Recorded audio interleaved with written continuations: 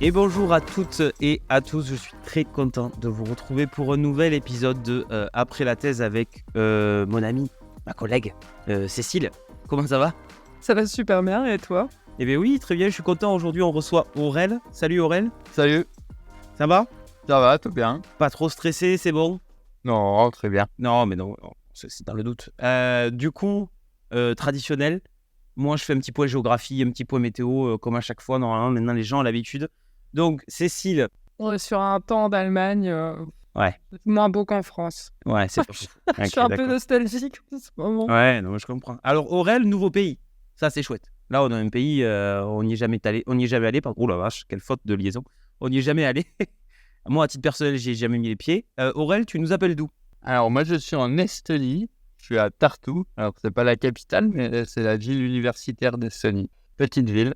En Estonie. Ok. Oui. Donc, Estonie, nord-est de l'Europe. Je ne sais plus dans quel ordre. Nord-est, le L'Estonie. plus au nord. C'est le plus au nord. des trois pays baltes, près de la Finlande. Ok. Ah, c'est le plus au nord, être peu. Moi, tiens, j'ai bien fait, je confonds. Donc, très bien.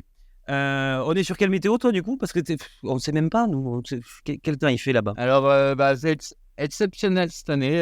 Là, au mois de septembre, on a eu un beau mois de septembre. Il fait une vingtaine de degrés. Et c'est exceptionnel. Hein. D'habitude, il fait beaucoup plus froid. Ouais, donc on est peut-être sur des météos comme quand moi je suis en Suède à la limite. Sauf qu'aujourd'hui, je vous appelle de Aix-en-Provence. Donc là, on est sur un soleil, on est sur une chaleur, on est sur un temps dégagé. Voilà, pour le point météo. Donc du coup, on enchaîne directement avec notre petite première question globale, générale. En gros, Aurel, est-ce que tu peux te présenter ? Voilà, tu viens d'où ? Quelles études tu as fait ? En gros, tu es docteur en quoi ? Alors, je m'appelle Aurel et je viens de Gérardmer, dans les Vosges. Et j'ai fait mes études, j'ai commencé par une licence de biologie des organismes à Nancy. Donc, une licence plutôt générale sur de la biologie. Et après, je me suis orienté vers un master. Alors là, j'ai bougé, je suis allé à Toulouse parce que c'était un master de biostatistique. Et j'avais envie, en fait, après une licence de générale, de m'orienter un peu vers quelque chose un peu plus spécialisé. Et on avait eu, du coup, un cours en troisième année de licence un peu sur de l'écologie. Et j'aimais bien tout ce qui était un peu modèle, théorique, etc. Donc, j'ai fait un master à Toulouse, modélisation des écosystèmes, donc plutôt de la biostatistique. Et donc, en fait, j'avais fait un stage en licence où il y avait eu ma maître de stage qui m'avait dit de contacter en fait des gens au laboratoire quand je changeais d'université. Et si je voulais faire de la recherche, c'était bien de s'insérer et faire des stages en fait en laboratoire. Donc, j'ai assez vite contacté les laboratoires à Toulouse. Et durant mon master, donc master 1, master 2, j'ai développé donc un outil, ce qu'on appelle l'écologie fonctionnelle, donc c'est-à-dire d'étudier la biodiversité au lieu d'étudier le nombre d'espèces qu'il y avait dans une communauté. L'objectif, c'est d'étudier les traits, ce qu'on appelle des traits fonctionnels des espèces, en fait, pour connaître le rôle écologique de ces espèces dans leur écosystème. Et donc, à la suite de ça, en Master 2, j'ai fait donc un sujet de thèse et j'ai pu développer mes recherches donc en thèse sur donc, ces sujets d'écologie fonctionnelle. La thèse, tu l'as fait à Toulouse, du coup, hein ? On est bien... Et donc, j'ai fait ma thèse à Toulouse dans un laboratoire d'écologie. Oui, il y en a qu'un gros à Toulouse, en fait. Et donc, ça m'a permis de développer donc, mes questions que j'avais. J'étais pas non plus forcément, comment on dit, j'avais pas trop dans l'esprit de faire chercheur depuis tout petit, ou c'était pas forcément un rêve d'enfant. Mais j'avais plus envie en fait de répondre, j'avais certaines questions scientifiques en master et c'était en fait faire ma thèse là-dessus ou faire de thèse. Et après, une fois que tu as eu la thèse, tu as fait quelques post-docs ? Et donc, alors, juste avant de finir la thèse, en fait en France, donc la thèse c'était sur 3 ans. C'était un peu court et la 3e année, j'ai eu l'opportunité de participer à un programme d'Erasmus Mundus. Donc en fait, c'est plusieurs universités dans le monde qui sont connectées et ça permet de faire une année universitaire, donc de septembre à juin, dans une autre université dans le monde. Et moi, je suis parti à Séoul pendant un peu moins d'une année scolaire. Donc, ce qui m'a permis de faire une espèce de 4e année de thèse, en fait, pour principalement finir mes papiers, mais aussi découvrir un autre environnement dans un autre labo, parce que j'étais dans le même labo depuis le Master 1, etc. Et ça m'a fait découvrir un autre mode de fonctionnement à l'étranger. Et en fait, quand je suis rentré, j'avais dans l'idée de revenir en Europe, parce que la Corée, il y avait l'opportunité de continuer en postdoc là-bas, mais c'était un peu loin avec des décalages horaires, etc. Et j'avais l'idée de rentrer en Europe, mais pas en France. Donc j'ai cherché un postdoc en Europe. Et justement, donc, on en discutera tout à l'heure, mais j'avais une idée de continuer mes recherches avec certaines questions. Et il y avait donc du coup ce laboratoire en Estonie qui permettait, à la façon d'une Marie Curie, en fait, mais nationale, de postuler pour avoir une bourse de postdoc. Donc j'ai postulé avec mon sujet après ma thèse pour avoir 2 ans de postdoc. Donc ça m'a permis, dans ces 2 années de postdoc, donc on a 64 000 € par an, donc ça permet de payer notre salaire, plus un peu, avoir un peu de sous pour faire notre recherche, quoi. Et surtout, moi, ce que j'aime bien, ce que j'apprécie, c'est aussi d'être libre dans cette recherche, c'est-à-dire qu'on a eu notre bourse comme un chercheur, en fait, et on est assez libre. On est officiellement sous la dépendance d'un chef, mais en fait, moi, je développe des questions qui sont pas forcément en rapport de ce que lui fait. Parce que du coup, je me demande, il y a eu cette étape-là, donc tu as fini ta thèse, donc tu étais à Séoul, et après, tu t'es dit directement, je veux continuer dans la recherche, ou c'était juste parce que tu as trouvé cette opportunité-là et que ça te plaisait Alors, en fait, j'ai trouvé cette opportunité-là quand j'étais encore à Séoul. Dans les derniers mois de ma thèse, je regardais les postdocs, en fait, et j'ai postulé à quelques offres de postdoc, mais en fait, c'était un mix entre ça me plaisait pas exactement le sujet qu'ils proposaient, et aussi j'étais pas sûr de moi de changer de sujet et de m'adapter à une question que quelqu'un attendait une réponse en quelque sorte. Et en fait, cette opportunité-là m'a aussi libéré de ça, c'est-à-dire que je me sentais un peu responsable de moi-même. Je me dis, si je réussis pas, ce sera ma faute, entre guillemets, tu vois. Je me sentais pas aller voir un autre chef ou peu importe et faire ce qu'il attendait de moi. Ouais, t'avais pas envie en fait de quelqu'un mais je comprends, hein, moi je suis dans la même situation. Mais c'était un peu mitigé, en fait. C'était une sorte de pas envie et aussi la peur un peu de pas réussir et de pas réussir à m'adapter à un nouvel environnement, quoi. Et donc le fait de trouver ça m'a aussi permis de développer les questions auxquelles moi je m'attachais. Oui, donc c'était aussi plus motivant. Et tu disais que tu voulais revenir en Europe, mais pas en France. Et alors du coup, je me demande pourquoi. Est-ce que c'était par rapport à ton CV ou c'était vraiment une envie personnelle d'aller voir un peu autre chose que la France? Ouais, non, je suis pas très CV, c'était vraiment personnel et j'avais envie de vivre à l'étranger, en fait. Enfin, j'aimais bien j'avais pas d'attache particulière à Toulouse, en France, quoi, à Toulouse. Et ouais, j'avais envie d'être vivre dans un autre pays, découvrir un autre pays de la France. Et du coup, l'Estonie, c'était principalement aussi, bon, par curiosité, j'imagine, et puis principalement aussi parce qu'ils offraient ce type de bourse, quoi. Voilà, ouais, l'Estonie, c'était vraiment presque quasiment uniquement parce qu'ils offraient ce type de bourse. Ouais. Et après, oui, ça me plaisait parce que pourquoi pas.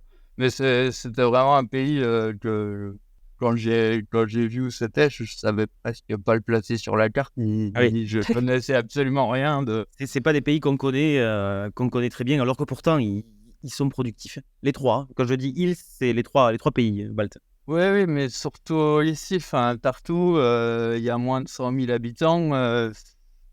C'est pas une ville universitaire c'est une ville universitaire, mais je veux dire, c'est pas une ville comme on dirait en France, Toulouse, etc. hein. C'est vraiment petit. Et bon, pour être honnête, c'est que quand je suis arrivé, ça faisait peur. Hein. Tu avais l'impression d'être quand même.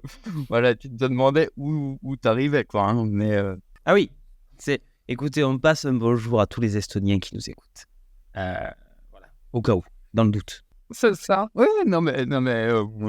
Par rapport, enfin, je ne vais pas te mentir, les premiers podcasts qu'on a enregistrés, je me rappelle plus quel était le premier, dans celui dont on a parlé avec Cécile. On parlait de l'Allemagne, on était 3 à être allés en Allemagne et au tout début, on avait un petit peu peur aussi. Alors on sait le placer sur une carte évidemment, tous, l'Allemagne, ça, ok, on sait tous où c'est, mais après pour le reste, c'est vrai qu'on ne connaît pas trop. Non plus. Enfin, je veux dire, moi, j'ai pas eu l'occasion de le connaître avant et Cécile non plus. Donc il y a toujours un peu cette appréhension quand c'est des pays qui sont culturellement différents du nôtre, forcément. Oui, mais c'est ça qui est bien aussi. Hein. Oui, tout à fait. Ah ben ça, c'est peut-être même le mieux, au final. Et puis je pense qu'après, pour avoir fait la Corée du Sud, et même ici, on se rend compte quand même que dans un monde universitaire, c'est aussi un peu différent de l'extérieur. Je veux dire, on se retrouve quand même dans un monde universitaire. On a à peu près les mêmes repères, peu importe où on est.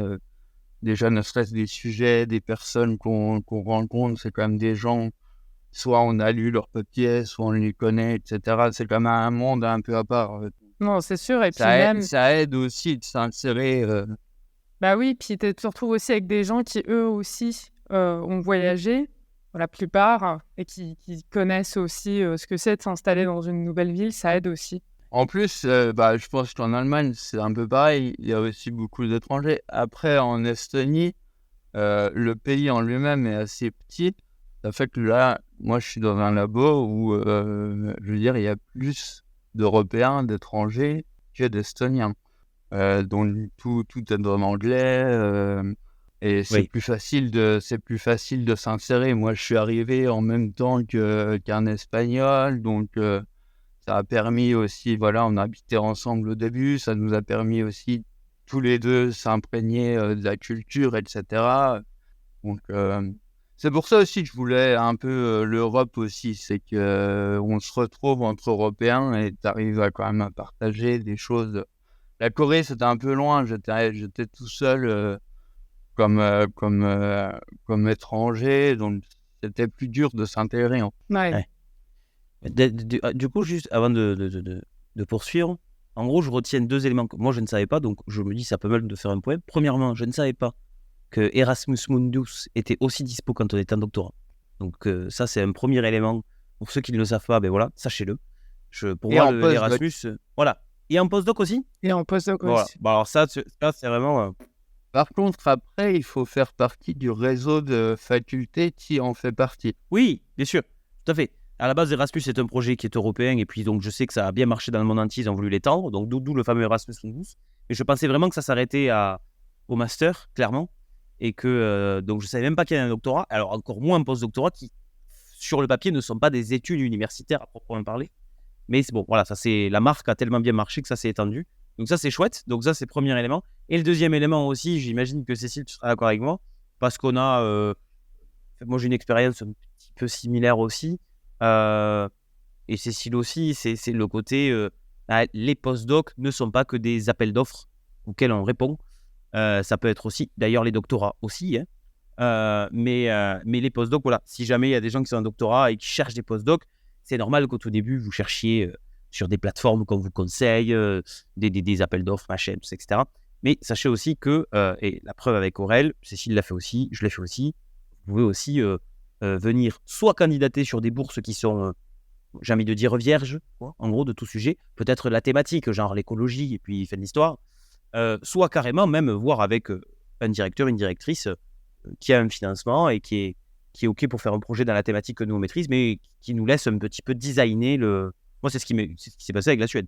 Un truc que je trouve assez dingue, c'est, tu vois, que, comme tu disais, nous, on l'a fait aussi, mais beaucoup plus tard, en fait. On a commencé par faire des post-docs sur des projets qui avaient été créés par nos superviseurs pour ensuite créer nos propres projets. Et donc, je trouve ça assez étonnant que tu aies fait ça juste en sortant du doctorat, parce que je pense que, je ne veux pas me prononcer pour tout le monde, mais je pense que si on en parle à beaucoup de gens, il y a beaucoup de gens qui nous diraient « moi, j'aurais trop peur de faire ça en sortant de mon doctorat ». Alors oui, ça, moi, je voudrais insister là-dessus, c'est que toutes les bourses de postdoc, enfin celles que je connais des gens qui ont été aussi dans des jurys de Marie Curie, etc. Ils ne regardent pas le CV, hein. Vous ne m'effrenez pas là-dessus. Le CV compte vraiment pour très peu. Moi, quand j'ai fait mon postdoc, ma bourse, j'avais un papier publié. C'est vraiment, il s'attache à l'idée qui est là. Et je pense qu'il est utile aussi, c'est s'il y a des gens qui nous écoutent et qui sont intéressés par ça, c'est aussi quand vous soumettez ces appels à projets, vous focalisez pas aussi sur ce que votre superviseur fait. Ouais. Justement, moi, j'ai soumis un projet qui était aussi en continuité de ma thèse. Et j'ai dit, voilà, je veux aller dans un autre labo pour travailler avec d'autres personnes, mais qui vont devenir mes collègues, parce que moi, j'ai quelque chose à leur apporter qui vient de la thèse. Et donc, ces histoires de césure avec la thèse, etc., je pense que toutes les expériences existent. Mais en fait, pour finir sur mon parcours, c'est vrai que moi, j'ai un parcours, si vous le lisez sur mon CV, c'est assez linéaire, mais c'est vraiment venu de moi en voulant développer ces questions. Et après, moi, je veux dire, les personnes ici, quand ils m'ont accueilli, ils m'ont dit, bah voilà, nous, tu peux postuler à ce type de bourse. Et en gros, ils m'ont laissé libre parce que moi, si je l'avais pas, c'était pour moi, quoi. C'était un peu mon problème, hein. Parce que du coup, Et là, maintenant. Ah, pardon. Non, je pense que ça rejoint à ta question. J'allais dire, après mon postdoc, j'ai continué. C'est ça, en fait, parce que là, du coup, Bah, on sait voilà, où tu vas bientôt. Mais du coup, voilà, est-ce que tu peux nous en dire plus un petit peu sur ta situation actuelle voilà, donc, qu'est-ce qui pour s'est passé? finir, juste entre le postdoc et maintenant, j'ai pareil. Alors ici, il n'y a pas de poste permanent, donc tout est sous projet. Et donc là, moi, j'ai une bourse de jeune chercheur. Donc ici, le postdoc, c'est 2 ans et jeune chercheur, c'est 4 ans. Donc j'ai eu, pareil, ma bourse de jeune chercheur. Et donc l'année dernière, j'ai candidaté au CNRS pour un poste de CR, donc de chargé de recherche. Donc j'ai eu cette année et donc là, je vais retourner à Toulouse, là où j'ai fait ma thèse d'ailleurs. À partir de l'année prochaine. J'irai à Toulouse pour un poste de permanent. Et je pense que dans mon CV, ça doit jouer aussi le fait d'avoir eu Oui. en fait, voilà, je me suis présenté au CNRS comme étant chercheur presque à titre personnel depuis la fin de ma thèse, pour dire que j'ai toujours eu mes contrats et développé la recherche que je souhaitais. Donc, je ne sais pas en quelle mesure ça a joué, mais en tout cas, moi, ça m'a permis d'aller explorer un peu ce que je voulais, quoi. Ok. Et du coup, heureux, soulagé de rentrer en France ou triste? Alors, oui, soulagé, heureux, bien sûr. Hein, c'était ce que je voulais. J'ai candidaté à ça. Et voilà, les projets sont attrayants, etc. Après, c'est sûr que c'est un peu difficile parce que j'ai une famille, donc il va falloir bouger d'Estonie. Ma femme est estonienne, donc du coup, on a une nouvelle vie. Mais bon, on va s'y faire. Bah oui. Et ce concours, du coup, CNRS, comment tu l'as eu? En fait, on est dans quelle catégorie, quelle section Parce que tu es dans une catégorie un peu particulière Voilà, et c'est ça. on aimerait bien aussi un peu aborder le sujet là. Alors oui, donc effectivement, je suis reconnu comme étant travailleur handicapé. Donc moi, personnellement, j'ai un handicap de naissance, mais donc j'ai eu, déjà pour commencer, ma thèse était aussi une thèse CNRS Donc il existe des tests qui sont réservés aux personnes handicapées. Et de même, mon poste CNRS est aussi un poste qui est ouvert uniquement aux personnes handicapées. Alors, ce que je veux dire tout d'abord, c'est que c'est pas forcément plus facile. Si j'étais à choisir entre ne pas avoir mon handicap ou avoir mon poste, bien sûr que je choisirais ne pas avoir de handicap. Mais ce que je voudrais dire à tous et à tous, c'est que déjà, c'est pas une honte d'avoir un handicap. C'est comme ça, c'est la vie. Et que obtenir cette information n'est pas facile.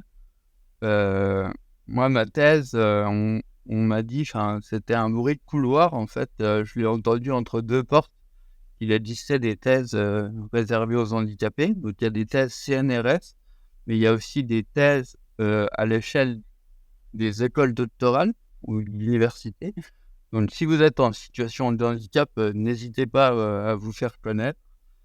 Et de même pour le CNRS. Alors, le fonctionnement est un peu particulier puisque les postes handicap, en fait, il y en a chaque année au CNRS, il y en a un par institut.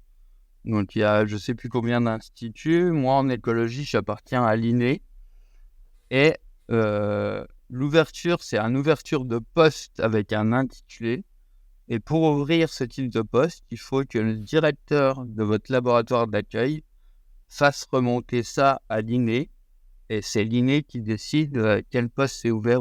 Mais alors, pour la thèse, ça fonctionne pareil, en fait, parce que tu disais que voilà, c'était des postes, des doctorats CNRS pour travailleurs handicapés, mais c'est un directeur. Donc, du coup, c'est ton directeur de thèse qui a ouvert ce poste. C'est lui qui a décidé que c'était pour les travailleurs handicapés ou c'est le CNRS qui a décidé de mettre ça comme ça? Alors, au CNRS, le directeur de thèse propose un sujet avec un candidat qui doit avoir la reconnaissance de travailleur handicapé. Et c'est pareil, il y a une thèse par institut. Donc, moi, quand j'étais à mon époque, mon année, il y avait 3 thèses. Donc, 3 sujets et 3 personnes. Et au final, je l'ai eu, à l'époque, c'était sur dossier.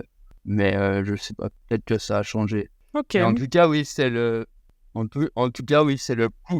couple enseignant-chercheur, superviseur et thésard qui doit être soumis au CNRS. Voilà, parce que du coup, c'est ça que j'arrive pas à Oui, comprendre. voilà, d'accord. Donc, à chaque Parce fois, que c'est comme ça. tu dis c'est par institut. Donc, déjà, c'est pas par section, c'est par institut. Donc, par exemple, l'INE, dans ton cas. Mais, donc, déjà, ça veut dire qu'in fine, il y en a moins. Premier point. Et surtout, ça veut dire que, comme tu dis que c'est le couple directeur, directrice du MR / la personne, ça veut dire que tu vas candidater en face de d'autres gens qui ont des sujets qui n'ont, entre guillemets, rien à voir, si je puis dire. Ils se regroupent sous l'INE. Mais ce que je veux dire, c'est que l'INE n'a pas qu'une seule section, quoi, au CNRS. Donc, par exemple. Donc, du coup, donc ça veut dire que c'est comment dirais-je, la compétition est un petit peu différente dans le sens où finalement, ils ont déjà le sujet en fait en face. La position est ouverte sur des sujets entre guillemets précis. Ah voilà, c'est ça. Eh ben, tout à fait. Je peux te donner l'exemple de cette année pour mon poste de chercheur, en fait. Donc là, dans l'INE, il y avait 2 postes. Un en section 29, donc ma section, et un en section en 31, donc 29 c'est plus écologie évolution, et 31 c'est plus archéologie. Et donc on est auditionné par notre section. Donc moi je suis allé à Paris et j'ai fait un oral devant ma section 29. Et je pense que celui de la section 31 a fait aussi son oral devant sa section 31. Et donc après on reçoit le mail pour savoir qui est désigné. Mais derrière ça, c'est pas clair. C'est en cours. Alors je pense que c'est assez nouveau en fait comme truc. Ça fait plusieurs années que ça existe, mais c'est peu connu. Jusqu'à maintenant, il y avait quand même assez peu de travailleurs handicapés qui arrivaient jusqu'à ce niveau-là, etc. Et en fait, là, il y a des syndicats qui essayent de changer les règles et de pousser pour qu'on candidate donc à notre section au CNRS, entre guillemets, normal, mais qu'on soit évalué comme travailleur handicapé, par exemple. Qu'on n'ait pas besoin d'aller voir, parce que bon, on n'est pas obligé de le montrer à tout le monde. Et là, dans ce cas, on est obligé de le faire savoir à notre directeur de thèse ou au directeur du labo. Et il se peut que certains directeurs refusent pour X et Y raison. Donc, les réformes en cours, ce serait de pousser le CNRS à mettre tout ensemble et comme ça, d'y aller de nous-mêmes avec la reconnaissance de travailleurs handicapés, mais sans avoir à demander à notre superviseur d'ouvrir un poste pour nous. Et oui, c'est vrai que c'est bizarre parce qu'en fait, tu fais l'audition devant les mêmes personnes que ceux qui passent pour la section 29. Enfin, je veux dire, il n'y a rien qui change, quoi. C'est juste le... Ouais, je sais pas. Alors, il y a rien qui change. Après, on n'est pas interdit à candidater au CNRS normal aussi. J'ai candidaté au CNRS normal aussi. Mais après, je sais pas. Par exemple, je suis pas allé à l'oral. Alors, je sais pas si c'est parce qu'ils savaient que j'étais de toute façon dans ce poste-là, ou est-ce que mon dossier n'a pas été retenu et il a été... Ça, je ne sais rien du tout. Ouais. De même, je ne sais pas comment ils ont décidé entre la section 29 et la section 31 de qui aurait le poste. Du coup, j'ai une question aussi. Alors, pardon si la question est naïve, parce que vraiment, là, c'est pas quelque chose que j'ai beaucoup. Est-ce que l'UMR en question, qui t'accueille, du coup, enfin, je veux dire, je vais tourner ma question autrement plutôt. Je suis allé dans des laboratoires, pas qu'en France, mais pour rester en France, où je me dis, là, s'il y a un travailleur en situation de handicap, je ne sais pas comment il fait, bon, ça dépend des handicaps, j'entends bien, mais pour se déplacer dans l'intégralité du labo. Je ne sais même pas, j'en avais eu un, alors là, c'est dans un autre pays, donc je peux le dire, mais qui était en chaise roulante, cette personne-là, il a fallu, entre guillemets, bon, encore une fois, c'est notre pays, donc ça va, il a fallu tirer les murs, quoi, parce que ça passait pas la porte. Mais bon, là, c'est notre pays, peut-être qu'ils n'ont pas les mêmes règles, j'espère que chez nous, c'est quand même mieux foutu. Mais je veux dire, voilà, est-ce que le laboratoire a une sorte de, j'ai pas vraiment le terme, mais d'évaluation pour dire, ok, mais c'est bon, votre bâtiment dans lequel vous êtes est capable de gérer cette situation. Alors là, moi, je suis pas en chaise roulante. Par contre, là, moi, je passe devant donc le médecin du travail du CNRS qui va me proposer une adaptation de poste. Okay. Donc là, moi, j'ai besoin d'adaptation au niveau siège, au niveau bureau, au niveau pratique. Et donc, il y a une équipe qui va aller dans mon laboratoire, dans mon bureau, pour aménager mon poste de travail, que j'avais eu également en thèse. Ah, donc après, moi, c'est un aménagement assez rudimentaire. Enfin, ça reste un bureau, etc. Mais il faut qu'il se lève, il faut que je travaille debout, peu importe. Mais donc, c'est faisable et c'est ce que j'avais eu en tête. Il y a un accompagnement quand même. Oui, puis je pense que ça dépend des handicaps oui, c'est aussi. Ça. Donc, il y a un accompagnement, quoi. Ok. Mais ça, je pense qu'il y a peu de limites. L'accompagnement, oui, il y a une médecine du travail, en tout cas au CNRS, qui est assez efficace avec une équipe d'ergothérapeutes. On m'avait même proposé, quand j'étais en thèse, d'avoir un logiciel si j'avais du mal à taper, etc., pour parler, etc. Donc oui, derrière, il y a des personnels. Après, je ne sais pas s'ils vont jusqu'à mettre tu prenais l'exemple d'une chaise roulante, je ne sais pas s'ils vont jusqu'à refaire le bâtiment, etc. Non, voilà, c'est parce que j'imagine que c'est tellement compliqué que du coup, voilà, j'ose espérer que la majorité des bâtiments sont déjà prêts, en fait. Surtout ça. Mais c'est vrai que j'en ai côtoyé un, et c'est ça, en fait. C'est exactement ça. Et c'est pour ça que je voudrais réinsister, de dire que si vous avez un handicap, parce qu'on peut avoir un handicap sans être reconnu comme travailleur handicapé. Et en fait, vous pouvez aller voir votre médecin traitant et il y a la maison départementale des personnes handicapées qui vous auditionne et peuvent vous donner cette reconnaissance de travailleur handicapé. Et en fait, même si vous n'avez pas un poste réservé aux personnes handicapées, mais que vous avez cette reconnaissance de travailleur handicapé, vous avez accès à tous ces services-là. Donc c'est pour ça que c'est important d'avoir cette reconnaissance. Ouais, mais c'est juste, en fait, c'est des choses...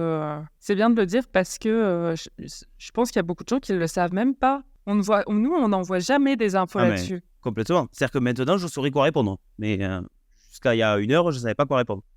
C'est pour ça que je pense que c'est bien d'en parler, Je- mais que ça doit pas être limitant. Ouais. Tout à fait. Et par contre, ça n'existe pas dans tous les pays. Moi, ici, il y a rien.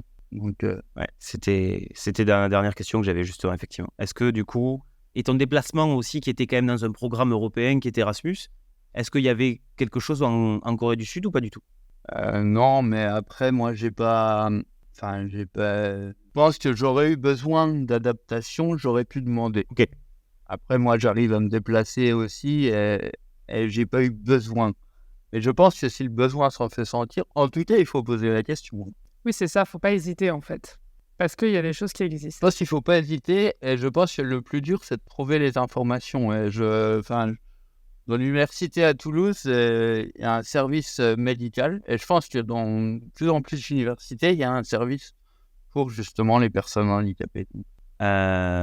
Du coup, on arrive un petit peu sur notre mot de la fin, en fait. Est-ce que tu es content? Est-ce qu'on a réussi à aborder quand même suffisamment d'éléments? Est-ce que tu veux faire passer un message? Alors, vu les 2 grands chapitres que tu as expliqués et détaillés avec nous, j'imagine. Mais voilà, est-ce que tu veux, voilà, un mot, s'il fallait retenir une phrase, un élément que tu voudrais faire passer, c'est le moment, en plus des 30 minutes que les gens auront déjà écouté, bien entendu. Alors, je pense que je vais pas amener forcément de nouvelles idées, mais plutôt de m'adresser à des thésards ou des masters qui souhaitent continuer. Déjà de leur dire que la recherche, c'est pas bouché. Je pense qu'il y a beaucoup de choses à faire et que si vous avez des idées, je pense que le plus important par rapport à ce qu'on entend dans les couloirs, etc., je pense que le plus important, c'est que lorsqu'on a une idée, alors c'est peut-être un peu exagéré de dire ça, mais j'aurais envie de dire, il y aura quelqu'un qui vous donnera de l'argent pour développer vos idées. Alors, il faut savoir aussi s'adapter, il faut savoir aussi pouvoir changer les idées et un peu s'adapter, mais si vous avez des bonnes idées, renseignez-vous. C'est des choses qui sont assez peu connues, mais les superviseurs, les gens qui font de la recherche et qui sont en poste, publient des sujets sur des idées qu'ils ont eux, mais je pense que en étant un peu superviseur en ce moment, moi dans mon travail, je pense qu'on est demandeur aussi d'avoir des jeunes qui ont envie de développer certains points, certains aspects de leur recherche. Donc je pense lancez-vous et... Ouais, de pas, en fait, Je sais pas, j'ai l'impression, Et ça revient j'ai souvent, hein. l'impression qu'il y a beaucoup de gens, moi quand j'étais en thèse, où on entend à droite à gauche, ah, et Marie Curie, c'est trop fort, c'était trop grand. Moi, dans mon labo, il y a des gens qui étaient dans les comités de décision de Marie Curie. C'est le sujet qui compte. Si vous avez une bonne idée, vous finance. Hein. Mais donc, niveau finaux, ça dépend Non, aussi de qui postule. tout à fait. Il y a des autres trucs, mais je suis d'accord avec toi qu'il faut oser. Et puis des fois, ça marche pas la première fois, et ben on améliore les choses et ça passe la deuxième fois. Oui. Après, je veux pas, s'il y a des gens qui me suivent, qui nous écoutent et qui regardent mon profil, etc., je veux aussi rassurer les gens. Si vous regardez mon CV, ça paraît linéaire. C'est pas pour ça que j'ai pas eu de doute. Hein. Ah oui. Non, mais voilà, non, mais c'est ce que je veux dire. J'ai pas eu non plus les projets-là en claquant des doigts et je veux pas dire allez-y, il n'y a pas de souci dans la recherche. Tout est bien, bien sûr que oui, qu'il y a des soucis, bien sûr que oui, que je trouve pas ça normal d'être à 35, 36 ans à avoir des projets comme ça. Là, je suis pas en train non plus de défendre ce système de project base. Moi-même, j'ai une famille. Là, je postule au CNRS aussi parce que à l'heure actuelle, là, si je postule à un autre projet ici, peut-être que je vais l'avoir, mais c'est pour 5 ans. C'est-à-dire que si... Oui, c'est ça, t'as pas la Voilà. stabilité. Et si on arrive dans un monde où tout est project-based, moi, les project-based, franchement, je les défendrais pour postdoc et jeunes chercheurs. Je trouve que c'est très bien. Ça permet d'être indépendant, ça permet de gérer un budget. Si vous employez un postdoc ou un thésard, vous savez combien ça coûte, vous savez comment on fait, etc. Mais je pense qu'à un terme, il faut aussi avoir de la stabilité. Moi, là, on postule en France. Moi, je resterai bien en Estonie toute ma vie, hein, mais je vais postuler en France parce que je me dis que dans 15 ans, j'aurai peut-être pas l'idée qu'il faut pour récupérer 4 ans de plus de subventions. Et si tu te retrouves à 55, 60 ans, tu as une famille, tu as des enfants qui veulent faire des études et tu as pu... Enfin, voilà, là, si tu n'as plus de sous pour continuer à travailler, c'est un peu un problème aussi, quoi. Tout à fait. Mais on le voit que c'est un problème dans beaucoup de pays. Mais ça sera un super sujet de podcast, de table ronde avec plein de gens. C'est bon, je j'ai pense, noté, discuter de ça. Un jour, faudra qu'on le fasse. voilà. Non, mais table oui, ronde. Quand on aura nos postes, nous Ouais. aussi, parce que c'est plus simple pour toi, parce que tu as Non, ton mais poste. Nous, on va attendre un petit peu c'est de pour l'avoir, ça, histoire de pouvoir c'est pour ça que je s'exprimer. veux pas... Non, mais je l'ai, mais je veux pas être un vieux con aussi, parce que j'en entends beaucoup, ça, hein, je sais pas si ça vous est arrivé, mais des mecs qui sont en poste et qui te disent « Non, mais de toute façon, Laura, Ouais. de toute façon, Laura, quand... Laura, tu doutes au bout d'un moment. Bien quand même. sûr. Ce sera le nom de cette table ronde d'ailleurs, je pense. C'est Tu l'auras. Ce sera la thématique de la table ronde qu'on organisera plus tard, dans quelques mois. Tu l'auras, 3 petits points ou pas. Et Ouais. moi, j'ai beaucoup douté aussi, parce que le projet de jeune chercheur que j'ai eu ici, on était une quarantaine à postuler, et il y en a eu 3, quoi. Donc, Ouais, non, mais c'est ça. Mais c'est souvent, ça se passe que... Et puis, c'est des fois des choses où on se dit, mais jamais je l'aurai. Et puis, paf, on l'a. Donc, faut oser, en fait. moi, je me suis dit jamais je l'aurai pour tous, hein. Au final, bon, voilà. Bah ouais. Non, mais j'aime bien la philosophie. Moi, je te rejoins sur, tu vois, l'année prochaine, je vais essayer de candidater à une grande bourse, très très grande, qui est un peu comme dans l'esprit Marie Curie que tu disais, genre, c'est très dur, c'est machin, c'est impossible à avoir et tout. Puis, c'est pas grave, et on va essayer. J'ai une bonne idée, je me dis, pourquoi pas, il faut qu'ils la voient. Bon, peut-être qu'ils me la donneront pas, mais c'est pas grave. En plus, et puis il y a l'expérience aussi. Bon, il faut pas que la vie de chercheur soit que des chemins qui n'arrivent nulle part. C'est pas ce que je veux dire. Mais de temps en temps, s'il y a 2-3 chemins, ça fait toujours une expérience aussi. Ouais. Qui est sympathique à prendre. En tout cas, merci Aurel pour ce témoignage. Et merci pour, alors, ce très long mot de la fin. Parce que c'était un long mot, c'était un mot de la fin important. Ah bon. Non, mais ne t'excuse pas, au contraire. C'était parce que c'est pas forcément évident toujours de résumer beaucoup d'expériences en cas. Nous maintenant, c'est bon, on a de la bouteille avec Cécile, c'est le 18e podcast qu'on enregistre. Mais c'est pas vrai. Mais, venez. On cherche des gens pour enregistrer, donc venez. Mais en tout cas, voilà. Merci. Oui, d'ailleurs, on peut faire un appel comme ça. On peut aussi dire aux gens, contactez-nous si vous voulez parler de choses. Parce que c'est vrai qu'on ne fait jamais l'appel là. Mais tout à fait, on a une adresse email, ça s'appelle aprèslathèse@gmail.com parce qu'on n'avait pas les moyens de payer notre propre nom de domaine. Donc, on est resté chez Google. Mais voilà. En tout cas, merci beaucoup, Aurel, pour ce témoignage et puis pour cette histoire inédite pour nous. On en a appris aussi sur des éléments qu'on ne connaît pas ou qu'on ne côtoie pas forcément. En tout cas, moi, à titre personnel, mais je crois que Cécile, c'est pareil. Donc voilà, merci beaucoup Aurel. J'espère que ça t'a plu. Eh ben, merci à vous. Ouais, très bien. Merci beaucoup. Cécile, à la prochaine. Ouais, à la prochaine. Et puis, à bientôt pour un nouveau podcast.